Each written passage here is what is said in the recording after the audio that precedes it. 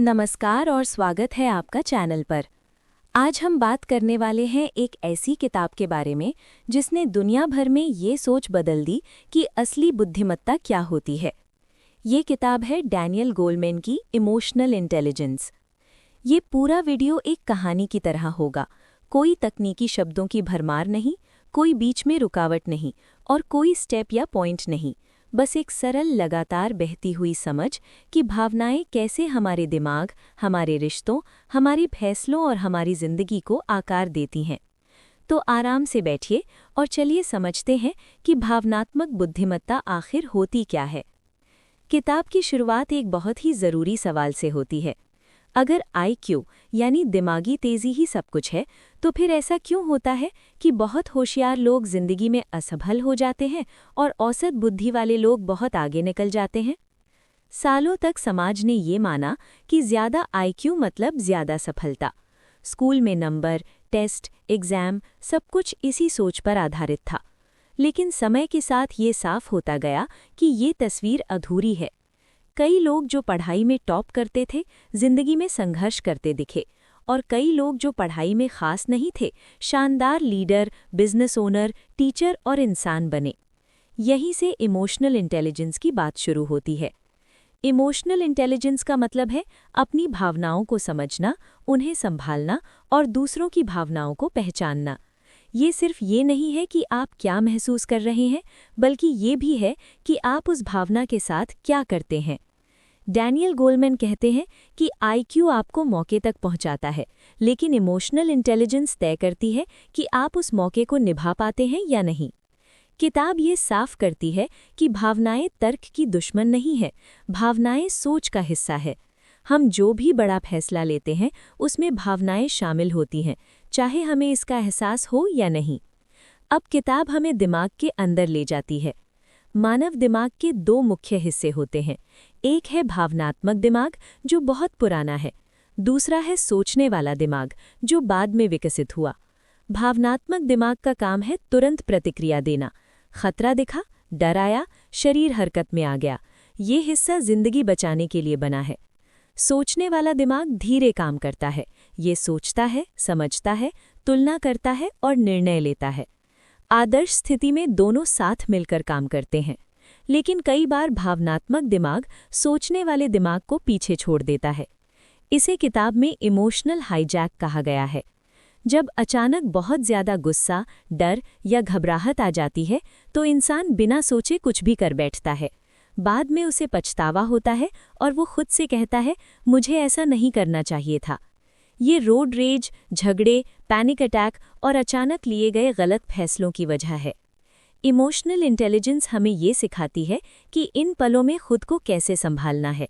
भावनाओं को खत्म करना मकसद नहीं है, बल्कि उन्हें समझकर नियंत्रित करना है। इसका पहला और सबसे ज़रूरी हिस्सा है आत्मजागरूकता। आत्मजागरूकता मतलब ये जानना कि आप इस समय क्या महसूस कर रहे हैं, अभी, बाद में नहीं। बहुत से लोग तनाव में होते हैं, लेकिन उन्हें पता नहीं चलता। वे चिड़चिड़े होते हैं, लेकिन मानते नहीं। वे दुखी होते हैं, लेकिन उसे दबा देते हैं। जब तक आप अपनी भावना को पहचान नहीं पाते, तब तक आप उसे संभाल नहीं सकते। जो लोग भावनात्मक रूप से जागरूक होते हैं, वो खुद से कह सकते हैं, मैं अभी परेशान हूँ, मैं अभी असुरक्षित महसूस कर रहा हूँ, मुझे गुस्सा आ रहा है, लेकिन मैं शांत रहना चाहता हूँ। ये पहचान एक जगह बनाती है और उसी जगह में बेहतर निर्णय जन्म लेते हैं। इसके बाद आता है आत्मनियंत्रण। आत्मनियंत्रण का मतलब ये नहीं है कि भावनाओं को दबा दिया जाए। दबी हुई भावनाएं कहीं न कहीं गलत तरीके से बाहर निकलती हैं। आत्मनियंत्रण का मतलब है भावनाओं को इस तरह संभालना कि वे आपको नुकसान न पहुंचाएं। इसमें शामिल है गुस्से में खुद को शांत करना, तनाव में संतुलन बनाए रखना और तुरंत प्रतिक्रिया देने के बजाय थोड़ा रुकना। किताब बताती है कि जो लोग भावनात्मक असहजता को सहन कर सकते हैं, वो जिंदगी में ज़्यादा आगे बढ़ते हैं। ये हमें एक प्रसिद्ध प्रयोग की याद दिलाती है, जिसमें बच्चों को एक मार्शमैलो अभी खाने या थोड़ी देर रुककर 2 मार्शमैलो पाने का विकल्प दिया गया था। जो बच्चे इंतज़ार कर पाए, वो आगे चलकर जिंदगी में ज़्यादा सफल रहे। इसलिए नहीं कि वो ज़्यादा होशियार थे, बल्कि इसलिए कि वे अपनी भावनाओं और इच्छाओं को नियंत्रित कर सकते थे। इसके बाद किताब बात करती है प्रेरणा की। ये प्रेरणा बाहर से मिलने वाले इनाम की नहीं है, ये अंदर से आने वाली आग की बात है। इमोशनल इंटेलिजेंस वाले लोग सिर्फ पैसे या तारीफ के लिए काम नहीं करते, वो अर्थ, उद्देश्य और विकास से प्रेरित होते हैं। वो असफलता से टूटते नहीं हैं, वे उसे सीख मानते हैं। भावनाएं यहाँ बहुत बड़ा रोल निभाती हैं। आशा हमें आगे बढ़ाती है, निराशा हमें रोक देती है। जो लोग अपनी भावनाओं को संभाल सकते हैं, वो मुश्किल समय में भी आगे बढ़ते रहते हैं। इसके बाद किताब आती है सहानुभूति यानी एम्पैथी पर। एम्पैथी का मतलब है दूसरे इंसान की भावना को समझ पाना। ये सहमत होना नहीं है, बल्कि महसूस करना है कि सामने वाला क्या महसूस कर रहा है। इसके लिए ध्यान देना जरूरी है। आवाज़ का उतार चढ़ाव, चेहरे के हाव भाव, शरीर की भाषा, ये सब भावनाओं के संकेत हैं। इंसान का दिमाग इस तरह बना है कि वो दूसरों की भावनाएं महसूस कर सके। जब हम किसी को दुख में देखते हैं तो हमारे दिमाग का वही हिस्सा सक्रिय होता है। लेकिन एम्पैथी सीखी भी जाती है और खो भी सकती है। जो लोग ऐसे माहौल में बड़े होते हैं जहां भावनाओं को समझा जाता है, उनमें एम्पैथी ज्यादा होती है, और जिन्हें नज़रअंदाज किया जाता है उन्हें इसे सीखने में दिक्कत होती है। एम्पैथी रिश्तों की नींव है। इसके बिना संवाद टूट जाता है, झगड़े बढ़ते हैं, विश्वास खत्म होता है। इसके साथ रिश्ते गहरे होते हैं। किताब फिर हमें काम की दुनिया में ले जाती है। ये दिखाया गया है कि सफल लीडर सिर्फ होशियार नहीं होते, वे भावनात्मक रूप से समझदार होते हैं। जो लीडर अपनी भावनाओं को नहीं संभालते, वे डर और तनाव का माहौल बनाते हैं। उनकी टीम घबराई रहती है। लेकिन इमोशनल इंटेलिजेंस वाले लीडर शांत रहते हैं। वे सुनते हैं, वे समझते हैं, वे सम्मान के साथ फीडबैक देते हैं। किताब बताती है कि भावनाएं फैलती हैं। एक लीडर का मूड पूरी टीम पर असर डालता है। शांत लीडर शांत माहौल बनाता है, घबराया हुआ लीडर घबराया हुआ माहौल। इसके बाद सामाजिक कौशल की बात आती है। अच्छी सामाजिक कौशल का मतलब बोलने की कला नहीं है, ये समझने की कला है। कब बोलना है, कब चुप रहना है, कब सुनना है, कब जवाब देना है। रिश्ते तर्क से नहीं, भावनाओं से चलते हैं। किताब शिक्षा की दुनिया की भी आलोचना करती है। स्कूल बच्चों को गणित और विज्ञान सिखाते हैं, लेकिन भावनाएं संभालना नहीं सिखाते। जबकि एक बच्चा जो गुस्सा, डर या निराशा नहीं संभाल सकता, वो ठीक से सीख भी नहीं पाता।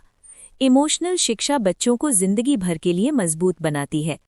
किताब ये भी दिखाती है कि इमोशनल इंटेलिजेंस की कमी कितनी महंगी पड़ती है। टूटे रिश्ते, काम की जगह पर झगड़े, हिंसा, नशा, लंबा तनाव। भावनाओं को न समझना हमें बार बार वही गलतियां दोहराने पर मजबूर करता है। लेकिन अच्छी खबर यह है कि इमोशनल इंटेलिजेंस बढ़ाई जा सकती है। आईक्यू की तरह ये तय नहीं होती, ये अभ्यास से बदलती है। खुद को रोकना, भावनाओं को नाम देना, ध्यान से सुनना और अपने पैटर्न पर सोचना। धीरे धीरे दिमाग बदलता है। किताब कुछ गलत धारणाओं को भी तोड़ती है। भावनाएं तर्कहीन नहीं है, वे संकेत देती हैं। और इमोशनल इंटेलिजेंस कमजोरी नहीं है, ये ताकत है। भावनाओं का सामना करना आसान नहीं होता, लेकिन यही असली मजबूती है। किताब ये भी बताती है कि भावनाओं का असर हमारे शरीर पर पड़ता है। लगातार तनाव और गुस्सा बीमारियों को जन्म देता है। जो लोग भावनाएं संभालते हैं, वे ज्यादा स्वस्थ रहते हैं। अंत में किताब जिम्मेदारी की बात करती है। इमोशनल इंटेलिजेंस दूसरों को कंट्रोल करने के लिए नहीं है, ये खुद को समझने और बेहतर इंसान बनने का तरीका है। हर प्रतिक्रिया मायने रखती है, हर भावना असर डालती है। जब इंसान भावनात्मक रूप से समझदार बनता है, तो वो सिर्फ अपनी नहीं, दूसरों की जिंदगी भी बेहतर बनाता है। और यही इमोशनल इंटेलिजेंस का असली संदेश है। इस वीडियो को देखने के लिए धन्यवाद। अगर ये समझ आपको काम की लगी, तो अपनी भावनाओं पर ध्यान देना शुरू करें। थोड़ा रुकें, थोड़ा सुनें, थोड़ा समझें। अगर आपको ऐसे गहरे और सरल बुक समरी वीडियो पसंद है, तो चैनल को लाइक करें, सब्सक्राइब करें और इसे किसी ऐसे इंसान के साथ शेयर करें जिसे इसकी ज़रूरत हो सकती है। अगली बार तक अपना ख्याल रखें, अपनी भावनाओं का ख्याल रखें और सीखते रहें।